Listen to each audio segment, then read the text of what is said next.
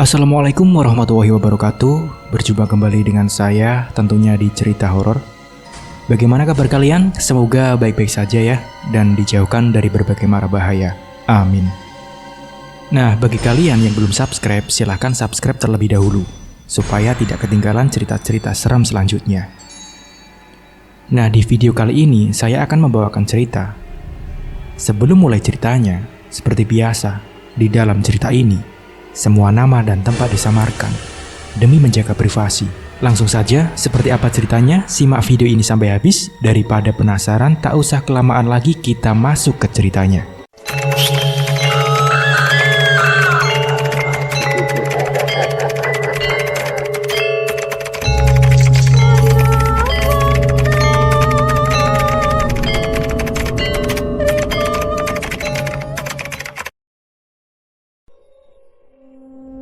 Selepas kejadian kemarin malam, Arab atau Izul kerap mendapatkan teror mistis di kehidupannya. Sampai-sampai Izul kerap merasakan sakit akibat teror yang ia alami. Entah kecelakaan kecil yang melukai dirinya, bahkan kecelakaan besar yang hampir merenggut nyawanya. Zul sempat frustasi dan sudah tidak berdaya untuk menghadapi teror ini. Izul sadar, teror yang ia alami kini dampak dari penumpangnya yang ia antar sampai ke jalanan Juanda dan berakhir mistis. Dan ini yang membuat dirinya tak sadarkan diri dan diselamatkan oleh rekan sesama ojek online. Teman-teman semua, suatu ketika satu hari setelah kejadian tepat malam Sabtu pukul 23:30, Izul terbangun untuk membuat kopi. Ketika ia sedang membuat kopi, pintu dapur seketika tertutup, seperti ada yang menutup. Izul spontan kaget dan memberanikan diri untuk membuka pintu dapur, lalu melanjutkan niatnya untuk membuat kopi. Berjalanlah Izul menuju dapur dan mengambil sebuah gelas dan toples berisi gula dan kopi. Melihat termos air panas kosong, Izul pun mengambil kompor untuk merebus air panas di tungku api yang masih memakai kayu bakar. Ketika sedang menyalakan api untuk membakar kayu supaya bisa menyala, tiba-tiba suara angin terdengar menyeret di belakang dapur. Sontak, Izul pun kaget dan mencoba untuk memberanikan diri. Dengan memberanikan diri, Izul berhasil menyalakan api dan membakar tungku perapiannya. Tidak sampai di sini, terornya pun masih berjalan dan menghantui Izul yang sedang berada di dapur. Suara langkah orang berlari terdengar sangat jelas, tepatnya di belakang dapur, yang langsung menghadap makam tua dan beberapa pohon besar yang diselimuti ilalang lebat. Kali ini Izul ketakutan dan meninggalkan dapur dengan tergesa-gesa, mencari orang di luar rumah. Ketika ia keluar, ia menjumpai Mawang yang hendak pulang dari warung. Izul pun menyuruh Mawang untuk menemaninya membuat kopi. Mawang pun menerima ajakan Izul. Mereka berdua masuk menuju dapur. Dan ketika mereka berdua di dapur, Izul pun menyuruh Mawang untuk duduk di bangku yang berada di dapur, yakini dekat dengan tungku perapiannya. Zulkifli, "Wang, tunggu sini ya, gua masak kopi dulu. Tanggung, udah gue masak airnya," kata Izul kepada Mawang.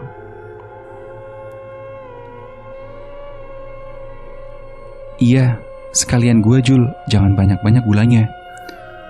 Tumben banget lu minta tungguin, rumah sendiri aja takut lo," kata Mawang membalas Zulkifli. Zulkifli tidak menceritakan kejanggalan yang ia rasakan tadi, karena takut Mawang meninggalkan Izul. Dikarenakan Mawang orangnya penakut dengan cerita horor. Izul pun kemudian menuangkan air panas ke kedua gelas yang berisi kopi. Ketika sedang menuang air, Mawang menerima panggilan dari kekasihnya dan meninggalkan Izul di dapur sendirian. Ketika Mawang keluar dari rumah Izul, Izul pun mengajak Mawang berbicara untuk melupakan kejanggalan yang tadi ia rasakan. "Dapat beberapa poin, Wang. Kenceng amat romannya," kata Izul kepada Mawang. Tetapi tidak ada jawaban. Izul diam seketika dan menengok ke belakang. Terlihat Mawang yang sedang duduk dengan pandangan kosong, yang membuat Arab menjadi ketakutan. Arab berpikir positif dan mengguyonkan kejadian ini. Wang, kagak ada serem-seremnya lu. Mau kayak gimana juga muka lu kayak pemain lenong." Izul mencairkan suasana. Izul pun mengasihkan kopinya kepada Mawang. "Dah, nih kopinya, diem baik, cepirit lu," kata Izul kepada Mawang. Zul pun mengajak Mawang untuk nongkrong di depan terasnya, untuk sekedar membakar rokok dan menikmati secangkir kopi panas. "Dah yuk ke depan, gue mau ngerokok," kata Izul kepada Mawang. Zulkifli pun berjalan menuju teras depan rumahnya. Tetapi sosok Mawang hanya terdiam di belakang Izul. Ketika Izul sudah berada di depan teras, Izul sontak terkaget-kaget melihat Mawang yang sedang asyik teleponan di halaman terasnya. Ia bingung mengapa ada Mawang di depan rumahnya, sedangkan tadi ia sedang berbicara dengan Mawang, bahkan berbagi gelas kopi. Sontak Izul menghampiri dan menegur Mawang yang sedang asyik telepon-teleponan. Izul menepuk pundak Mawang dari belakang. "Wang." Sontak Mawang pun kaget dengan tepukan Izul, yang membuat ia kaget dan ketakutan. "Astagfirullah, Izul, kaget gua, setan." Mawang pun kaget. "Ada apaan sih lu? Kagak bisa banget lihat gue teleponan sama tati lu. Heran banget gue ah." Mawang berkata emosi. Izul menatap Mawang dari ujung pala hingga ujung kaki, membuat Mawang menjadi risih dan menegur Izul. "Apaan sih Jul? Ngeliat gue kayak ngeliat setan," kata Mawang mengegas. Zulkifli terdiam dan bingung dengan kejadian yang ia baru rasakan. "Ini elu Wang," sambil mencubit memutar badan Mawang seperti tidak percaya. Buset dah, ini Arab ya bukan? Gue Aldi Bagol, artis dari Gang Kumpul." "Ya iyalah, gue Mawang Al, head Gojek paling tampan sekampung ini. Heran gue sama tingkah lu belakangan ini, Rap." Mawang mengegas. Zulkifli tambah bingung. Zulkifli pun menarik Mawang ke bangku dekat warung untuk membicarakan kejadian yang ia alami kini. Sini, gue mau ngomong. Matiin dulu teleponnya lu. Penting banget nih sumpah," Izul berkata dengan gemetar karena rasa takut. "Apaan sih lu? Udah sini aja ngomongnya. Males gue ke warung. Barusan gue punya utang. Gue bilangnya ntar gue balik lagi. Udah sini aja." Mawang berkata seperti itu. "Udah buruan, ntar utang lu gue yang bayar." Izul semakin tidak sabar ingin memberitahu kejadiannya tersebut. Mawang pun mengikuti perintah Izul menuju warung Pok Cindi dan duduk menceritakan kejadian yang ia alami tadi. "Nah, sini duduk, gue mau cerita," kata Izul sembari menyuruh Mawang untuk duduk. Pok Cindi melihat Mawang datang, kesempatan untuk menagih hutang Mawang yang belum dibayar. "Nah, kebetulan, mana sini? Tadi katanya sisanya mau lu bayar. Kalau kagak ditagih, ambek lebaran monyet Bagol juga kagak lu bayar," Mbok Cindi menagih dengan emosi. Iya mpok, ntar saya bayar semuanya, tenang. Ada bos Arab, ya nggak bos? Mbok, sembarangan amat, sampai lebaran monyet bagol. Kagak ngeri kualat apa? Lakinya dibawa-bawa, Bang Bagol, kata Mawang. Iya ya, ngapa laki gua bawa-bawa? Udah, pokoknya lu bayar dah, kata Mbok Cindi. Udah mpok, ntar saya bayar. Sekalian pok rokok setengah sama kopi, kata Izul. Kok kopi Izul? Lah tadi kan bikin kopi, Mawang berkata. Zulkifli menarik nafas, membuang rasa takut yang ia rasakan. Dan dia mulai bercerita. Lu tahu nggak kenapa gua ngajak lu ke warung?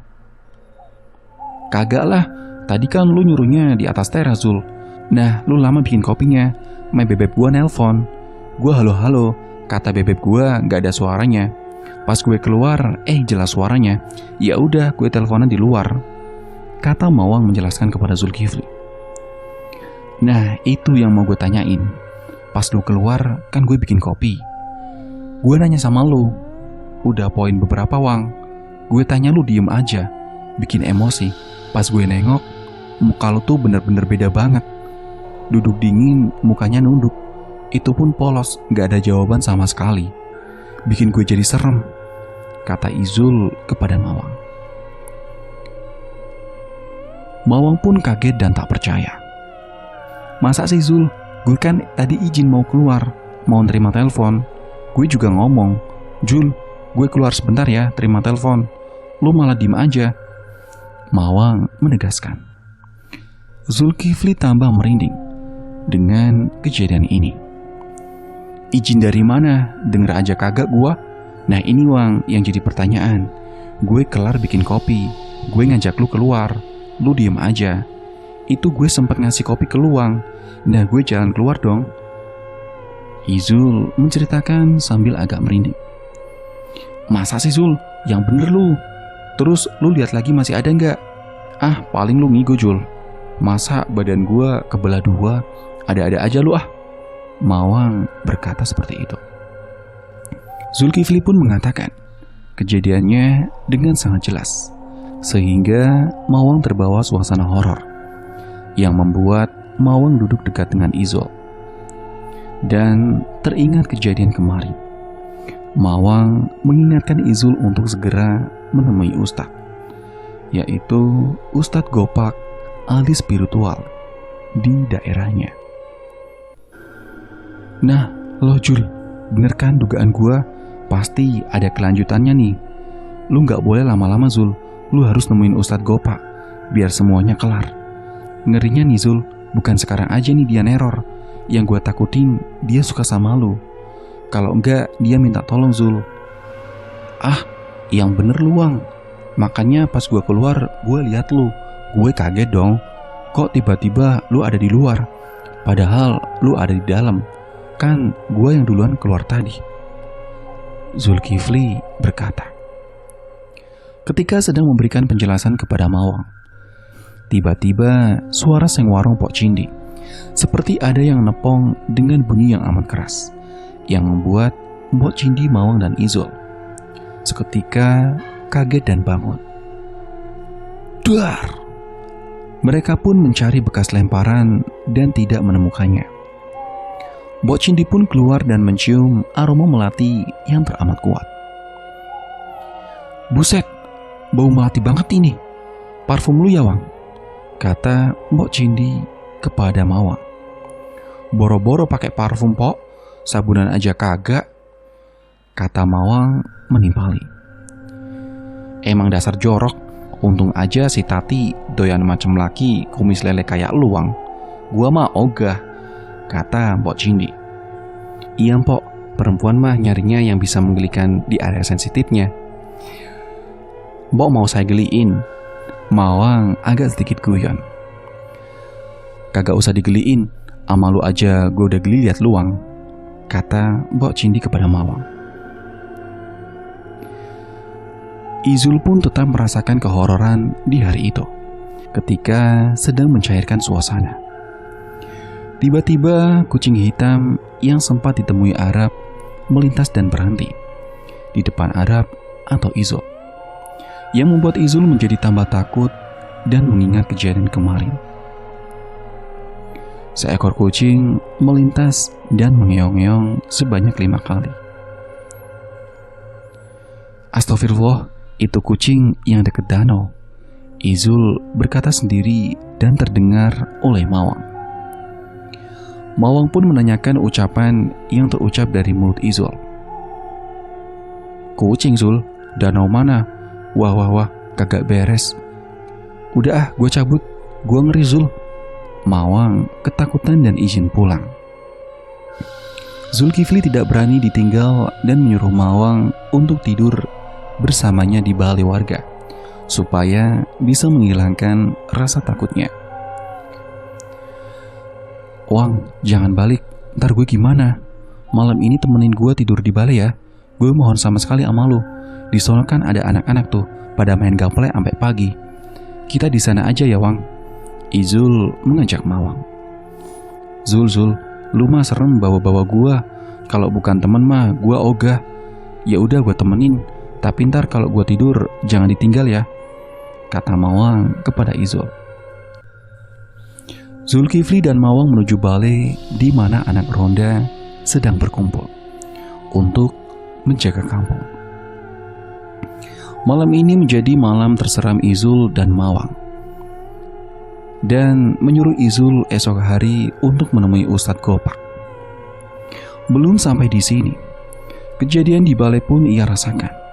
Bahkan bukan hanya Izul, tapi seluruh orang yang berada di dalam balai. Sesampainya di balai, Izul berkumpul dengan Obay dan kawan ronda lainnya. Zulkifli dan Mawang tidak menceritakan kejadian yang tadi Izul dan Mawang rasakan kepada Obay dan rekan rondanya. Ketika sedang berkumpul, raut muka Izul yang ketakutan menjadi pertanyaan kepada teman rondanya, yaitu Obay. Tumben Jul, kagak ngalong, Obay berkata. Zulkifli hanya terdiam dan bengong atas kejadian yang ia alami. Diem aja lu Zul, kesambet lagi kayak kemarin aja lu, repot dah bocah, Tole berkata. Dan Tole pun menepuk Izul untuk sadar dari bengongnya. Iya Bes, gak, gue iseng aja Bes, belum ngantuk. Gue ketemu Mawang, gue ajak kemari. Izul menutupi kejadian janggal yang tadi. Di sela-sela pembicaraan, Mawang pun diam-diam tertidur pulas. Anak setan emang, datang kemari cuma numpang molor, sialan. Bakel kesal. Gembel menanyakan kejadian kemarin kepada Izul. Kemarin kenapa bisa begitu Zul? Gembel bertanya. Udah gak usah bahas kemarin Bel. Izul ketakutan. Itu duit masih ada kan Rap? Daud bertanya. Masih, gue taruh atas lemari, kata Izul. Udah lu temuin Ustadz Gopak belum? Tole bertanya. Belum, gak sempet Bes. Tadi gue pulang ngojek ketiduran, kata Izul. Ya sompral banget dah, jangan lama-lama, ngerinya dia ngikut Rap, Tole berkata. Ketika sedang membicarakan kejadian kemarin, tiba-tiba lampu balai nyala mati, dan sesekali terdengar suara orang sedang menyapu. Padahal di sekitar hanya jalan kampung dan kebun. Tole dan rekan-rekannya saling bertatapan dan merasakan hal aneh. Ia pun segera berdiri dan menyalakan senter, kemudian mencari orang yang sedang menyapu. Buset, tengah malam masih ada yang nyapu, Jati berkata. Lah, nyapu apaan Wo? Kebun begini, aduh kagak beres nih. Kalem brother, ada AA Daud, gak usah takut, tenang. Kita cari bareng-bareng, kata Daud mencairkan suasana. Mong, berak aja masih minta anterin Jarwo. Mana cuma 2.000 lagi duitnya besok. Sok-sokan, berani lu, kata Baker.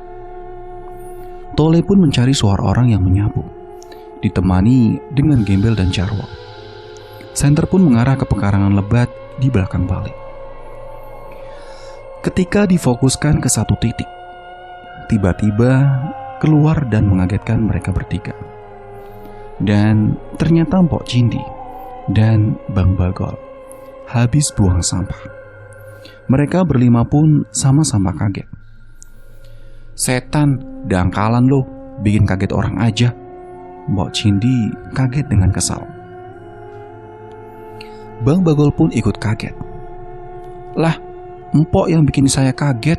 Ngapain Mpok tengah malam dari kebon? Kalau mau bikin Dede di kamar aja sih Mpok. Sukanya kayak Tarzan aja. Mpok pinginnya di alam, Jarwo berkata sambil tertawa. Pala lu setengah on. Gua sama laki gua habis buang bangkai tikus. Kalau gua buang di tempat sampah, baunya takut ke rumah gua, kata Mpok Cindi. Tahu lu, lagian tumben lu nyorot senter ke kebon. Emang apaan sih yang mau dicolong di kebon? Kata Bagol. Bukan gitu bang. Tadi gua pada denger suara orang nyapu. Ya takutnya siapa gitu. Tengah malam masih beberes aja, kata Tole. Mereka pun mencari suara orang yang menyapu tadi. Mpok Cindi pun meninggalkan dan menegaskan kejadian tadi di warung.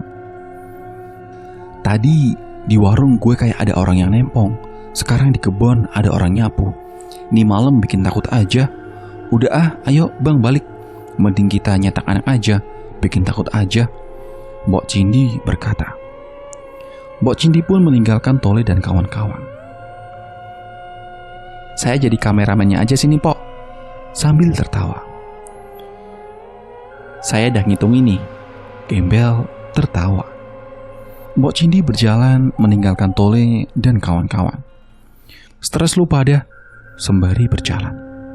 Tole dan kawan-kawan pun balik lagi ke balai dan menganggap kejadian yang tadi adalah ulah dari Mpok Cindi yang sedang membuang bangkai tikus. Sesampainya di balai, Arab, Daud, Baker, dan Mawang yang sedang tidur sedang asyik merokok dan bercerita tentang kejadian Arab kemarin malam. Tole dan Jarwo pun langsung kembali ke balai dan menceritakan kejadian yang ia temui, dilengkapi dengan gelak tawa Jarwo yang bercerita melihat Mpok Cindi dan Bagol keluar dari dalam kebun. Ketika mereka sedang asyik bercerita, tiba-tiba kucing hitam yang tadi di warung Mpok Cindi tiba-tiba melintas di depan balai dan mengeong sebanyak 5 kali. Sontak, Arab pun kaget dan bertanya-tanya kepada temannya. Astagfirullah, aneh bener nih kucing lewat mulu, ngeong-ngeong mulu lagi, Arab berkata. Jarwo pun menanyakan hal ini kepada Arab. Kenapa Zul? Usir Wok, ngeri berantem tuh kucing, kata Daud. Jangan Wok, itu kucing ada mulu, dia kayak ngasih pertanda sama gua, kata Izul. Maksudnya gimana Rab? Jarwo kebingungan. Itu kucing yang lu bilang kemarin ada di danau ya Rab? Wah kagak beres nih Rab, kata Tole menegaskan. Nah bener Bes, itu kucing ngikutin gua mulu. Gue di mana itu kucing ada terus, aneh banget, kata Izul. Ketika sedang berdiskusi masalah kucing, tiba-tiba Daud menyiram kucing dengan bekas air kopi, dan kucing itu pun pergi. Wah ini kagak beres. Udah sekarang kita mending ke rumah Ustadz Gopa aja. Kayaknya dia masih bangun. Dia kan suka sholat malam. Mudah-mudahan aja dia masih bangun, kata Tole. Ah kagak enak gue Bes, tengah malam ke rumah Ustadz.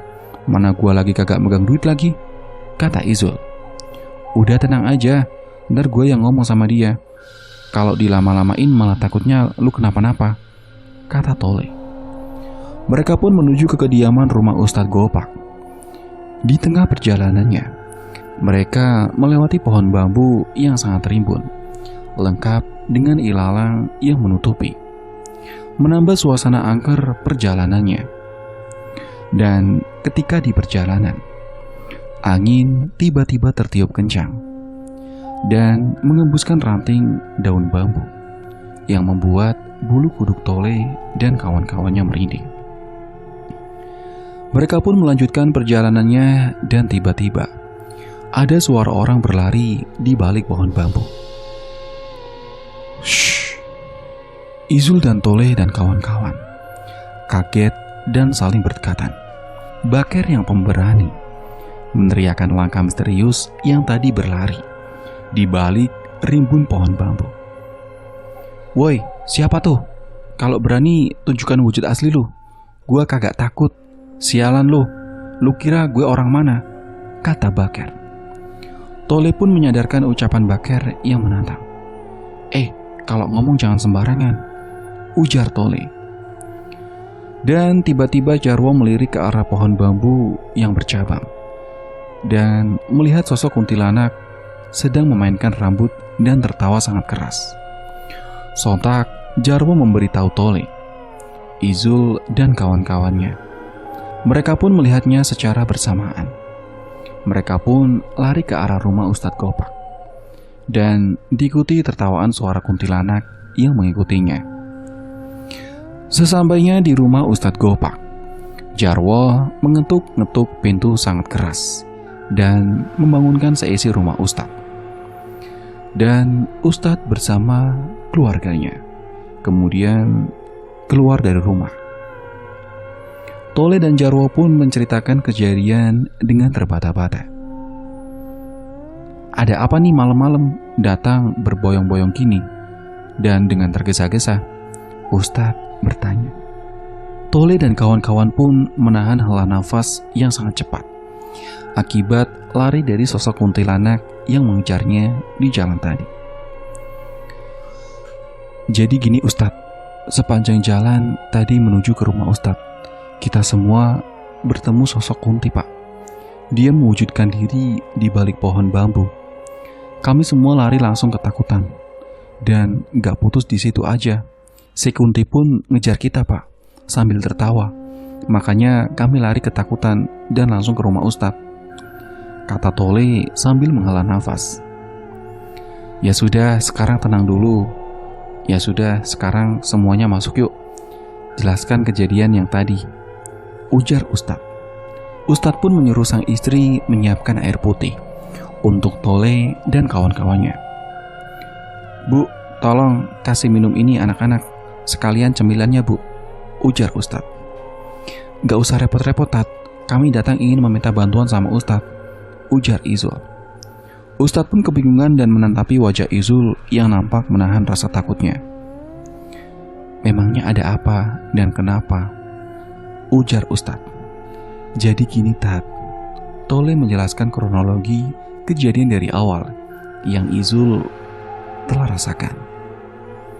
Ketika Tole dan Izul menceritakan kejadian yang menimpa Izul, pintu gerbang rumah Ustadz tiba-tiba terbuka dan seperti ada yang membanting sangat keras. Sontak, Ustadz, Izul dan kawan-kawan memeriksa kejadian yang terjadi di luar rumah.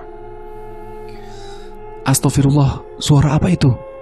Ustadz kaget. Izul, Tole dan kawan-kawan pun kaget mendengar suara bantingan gerbang rumah Ustadz yang menambah suasana menjadi mencengkram. Mari semuanya kita lihat keluar, ujar Ustadz. Ustadz dan Izul beserta kawan-kawannya pun mengikuti Ustadz dari belakang. Dan ketika Ustadz dan kawan-kawan Izul sudah berada di halaman rumah Ustadz, kejadian yang tidak diinginkan terjadi. Sebuah pot besar melayang dan hampir mengenai Izul. Sontak, Ustadz pun memasang kuda-kuda dan membacakan ayat. Suara kuntilanak pun seraya keluar. Sosok yang tadi dilihat Tole dan kawan-kawan terbang ke sana dan ke sini, membuat mata yang melihat menjadi ketakutan. Suasana rumah Ustadz menjadi mencengkam. Ustadz pun berlari mengejarnya dan menantang untuk menyelesaikan kejadian ini dengan sosok kuntilanak bersama Sulastri.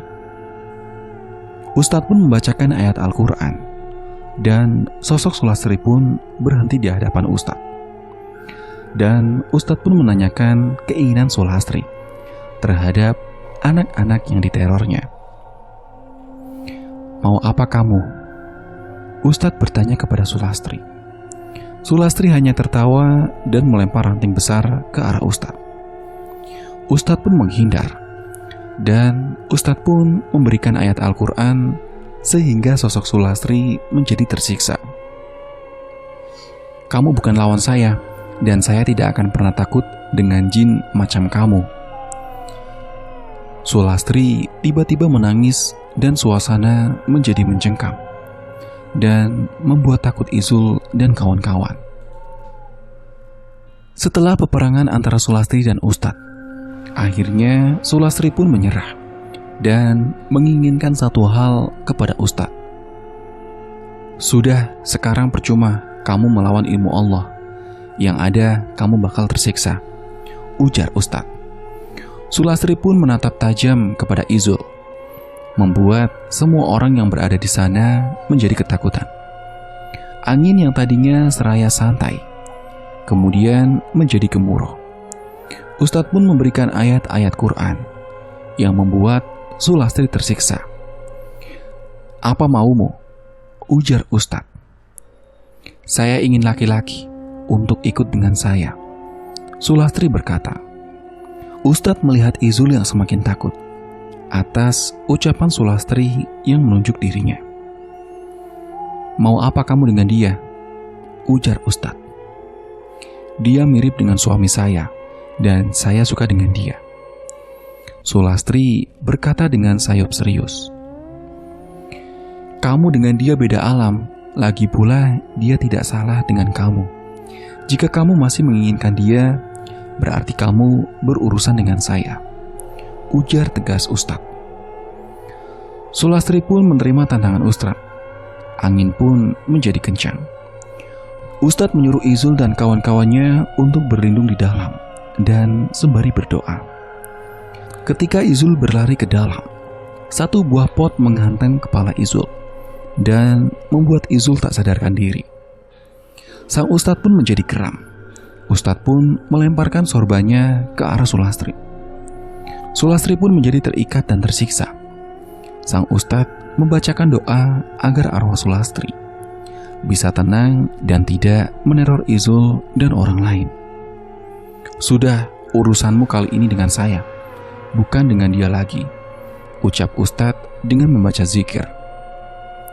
Sulastri mencoba membuka ikatan sorbannya, tetapi semuanya itu hanya sia-sia dan hanya bisa menyakiti dirinya. Sang Ustadz pun memberikan doa dan ucapan agar Sulastri tenang dan kembali ke alamnya. "Percuma sekuat apapun kamu membuka ikatan itu hanya sia-sia dan membuat kamu lebih tersiksa.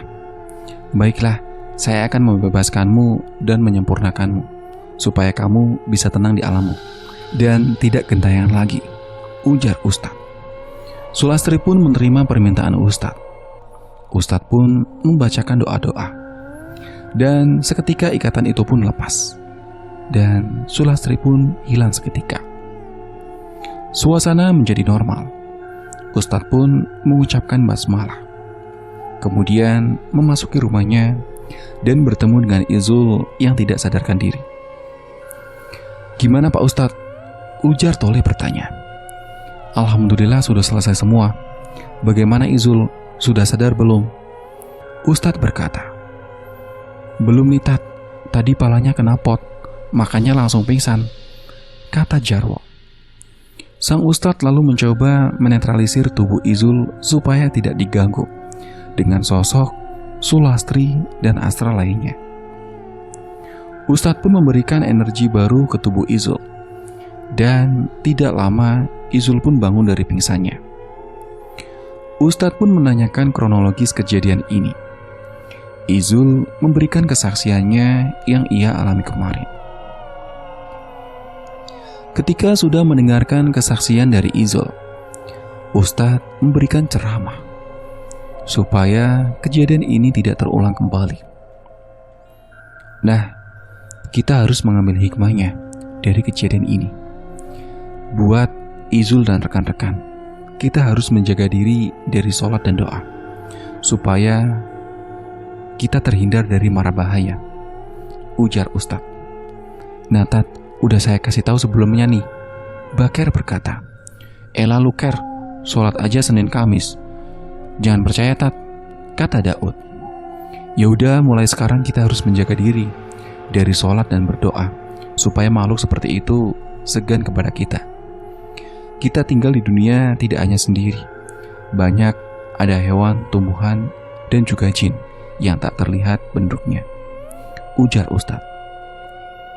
Sambil menikmati suguhan dan minuman air putih. Kalau kita nggak pernah sholat atau bahkan jarang, ya mudah sekali jin untuk menggoda kita, apalagi sampai suka sama kita. Ya kayak kejadian tadi. Pesan Ustadz cuma satu, kita sebagai umat Islam harus sholat. Semua urusan akan dipermudah, ujar Ustadz. Nah, dengar lu pada, jadi Izul dan kita semua udah aman nih Pak. Itu kenapa Kundi bisa suka sama Izul? Kata Tole. Ya tadi dia berbicara, katanya Izul mirip dengan suaminya. Tapi saya tidak percaya, karena omongan jin sering berbohong. Intinya dia senang dengan orang yang jarang ibadah dan jauh dari Allah, ujar Ustadz. Loh, kok bisa tahu Tat? Ya bisalah, karena dia mempunyai kelebihan yang manusia tidak tahu. Contohnya kayak apa Tat? Ya sepertinya dia bisa melihat aura kita dan isi hati kita, ujar Ustadz. Ah, mulai besok gue sholat ah, ngeri kayak Arab, kata Jarwo. Tuh, mulai besok kalau lu mau ngalong, sholat dulu, doa dulu. Kegiatan nyari duit sampai lupa Allah juga salah kan ya Tat? Kata Daud. Ustadz tersenyum dan berkata, nah bener tuh adik Daud, ujar Ustadz. Ya udah Pak Ustadz, makasih banyak udah nolongin saya dan teman-teman saya. Kalau gak ada Ustadz, mungkin saya bakalan diteror terus, gak tahu sampai kapan, kata Izul. Ya udah sekarang Rap, sebelum ngapa-ngapain lebih baik sholat. Terus kalau nyari duit gak usah segitunya. Ngerinya bukan cuma teror setan, terornya penyakit lu baru tahu rasa, kata Obay. Iya Bay, mulai besok gue rubah pola kerjanya dan hidup gua, kapok gua, kata Izul. Mereka pun bersalaman pamit dan berterima kasih atas jamuannya dan pertolongannya. Ustadz pun tersenyum karena sudah dapat menyelesaikan kejadian yang dialami oleh Izul.